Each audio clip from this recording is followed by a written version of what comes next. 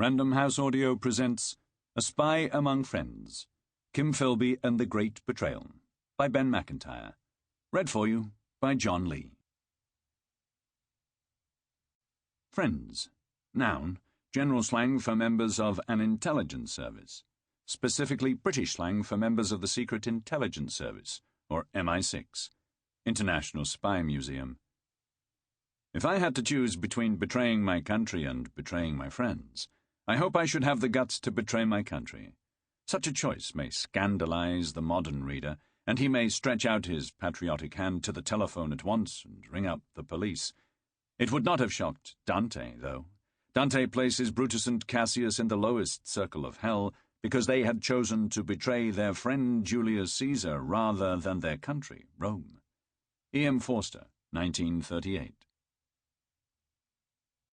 Preface. There is a voluminous literature on Kim Philby, including the invaluable pioneering work of writers such as Patrick Seal, Philip Knightley, Tom Bauer, Anthony Cave Brown, and Genrich Borevik.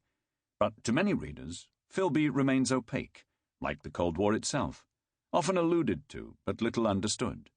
Moreover, in recent years, the release of much previously classified material, along with authorized histories of MI5 and MI6, has shed new light on both that conflict and Philby's place within it. This is not another biography of Kim Philby. Rather, it is an attempt to describe a particular sort of friendship that played an important role in history, told in the form of a narrative. It is less about politics, ideology, and accountability than personality, character, and a very British relationship that has never been explored before. Since the MI6, CIA, and KGB files remain closed, much source material is secondary, the evidence of third parties, often expressed in retrospect. Spies are particularly skilled at misremembering the past, and the protagonists in this story are all guilty to some extent of distorting their own histories. Many of the facts about the Philby case are still hotly disputed, and theories, conspiratorial and otherwise, abound. Some of the more contentious issues are discussed in the endnotes. Much that has been written about Philby derives from memory or speculation without documentary support. Some is coloured by propaganda, and some is pure fantasy.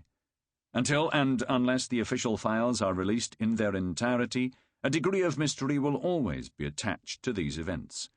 For the narrative historian, this creates particular challenges. Presented with conflicting accounts, different viewpoints, and divergent recollections, I have had to make judgments about the credibility of different sources, and choose which of the many strands of evidence seem to run closest to reality. Others will doubtless disagree with my choices. This is not an exact science, but what follows is as close to a true story as I can make it. This book does not purport to be the last word on Kim Philby. Instead, it seeks to tell his story in a different way, through the prism of personal friendship, and perhaps arrive at a new understanding of the most remarkable spy of modern times. Introduction. Beirut, January 1963. Two middle-aged spies are sitting in an apartment in the Christian Quarter, sipping tea and lying courteously to each other as evening approaches. They are English, so English that the habit of politeness that binds them together and keeps them apart never falters for a moment. The sounds of the street waft up through the open window, car horns and horses' hooves mingling with the clink of china and the murmured voices. A microphone, cunningly concealed beneath the sofa, picks up the conversation and passes it along a wire, through a small hole in the wainscoting, and into the next room, where a third man sits hunched over a turning tape recorder, straining to make out the words through Bakelite headphones. The two men are old friends. They have known each other for nearly 30 years. But they are bitter foes now, combatants on opposing sides of a brutal conflict. Kim Philby and Nicholas Elliot learned the spy trade together during the Second World War. When that war was over, they rose together through the ranks of British intelligence, sharing every secret. They belonged to the same clubs, drank in the same bars, wore the same well-tailored clothes, and married women of their own tribe. But all that time, Philby had one secret he never shared.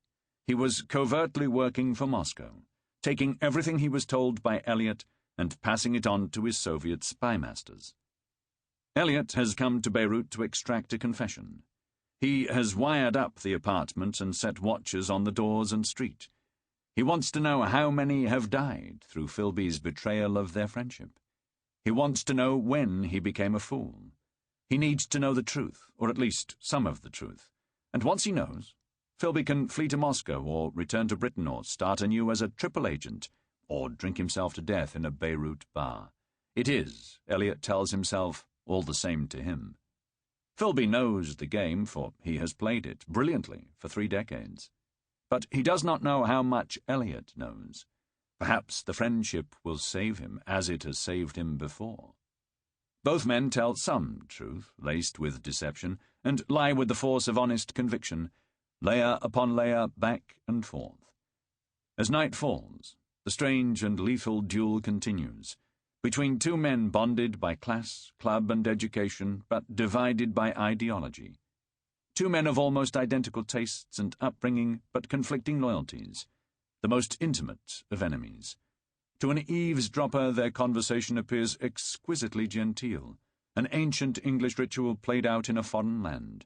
In reality, it is an unsparing, bare-knuckle fight, the death throes of a bloodied friendship. Chapter 1. Apprentice Spy. One moment Nicholas Elliot was at Ascot Racecourse, watching the favourite, Quashed, come romping home at 7-2, and the next, rather to his own surprise, he was a spy. The date was June 15th, 1939, 3 months before the outbreak of the deadliest conflict in history. He was 22. It happened over a glass of champagne. John Nicholas Reed Elliot's father, Sir Claude Aurelius Elliot, OBE, was headmaster of Eton, England's grandest private school, a noted mountaineer, and a central pillar of the British establishment. Sir Claude knew everybody who was anybody, and nobody who wasn't somebody, and among the many important men he knew was Sir Robert Vansittart, chief diplomatic adviser to His Majesty's government, who had close links to the Secret Intelligence Service, SIS, better known as MI6, the agency responsible for intelligence gathering abroad.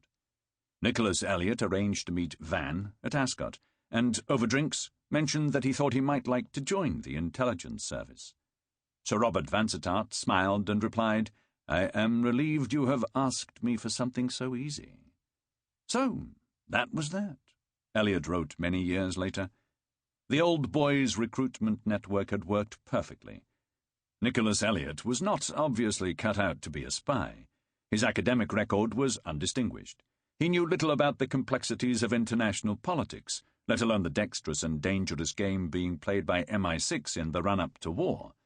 Indeed, he knew nothing whatsoever about espionage, but he thought spying sounded exciting and important and exclusive. Elliot was self-confident as only a well-bred, well-heeled young Etonian, newly graduated from Cambridge University, with all the right social connections, can be. He was born to rule, though he would never have expressed that belief so indelicately, and membership in the most selective club in Britain seemed like a good place to start doing so. The Elliots were part of the backbone of the empire. For generations they had furnished military officers, senior clerics, lawyers, and colonial administrators who ensured that Britain continued to rule the waves, and much of the globe in between. One of Nicholas Elliot's grandfathers had been the Lieutenant Governor of Bengal, the other a senior judge. Like many powerful English families, the Elliots were also notable for their eccentricity. Nicholas's great-uncle Edgar famously took a bet with another Indian Army officer that he could smoke his height in cheroots every day for 3 months, then smoked himself to death in 2. Great-aunt Blanche was said to have been crossed in love at the age of 26, and thereafter took to her bed, where she remained for the next 50 years. Aunt Nancy firmly believed that Catholics were not fit to own pets, since they did not believe animals had souls. The family also displayed a profound but frequently fatal fascination with mountain climbing. Nicholas's uncle, the Reverend Julius Elliot, fell off the Matterhorn in 1869, shortly after meeting Gustave Flaubert, who declared him the epitome of the English gentleman. Eccentricity is one of those English traits that look like frailty, but mask a concealed strength, individuality disguised as oddity. Towering over Nicholas's childhood was his father, Sample complete. Ready to continue?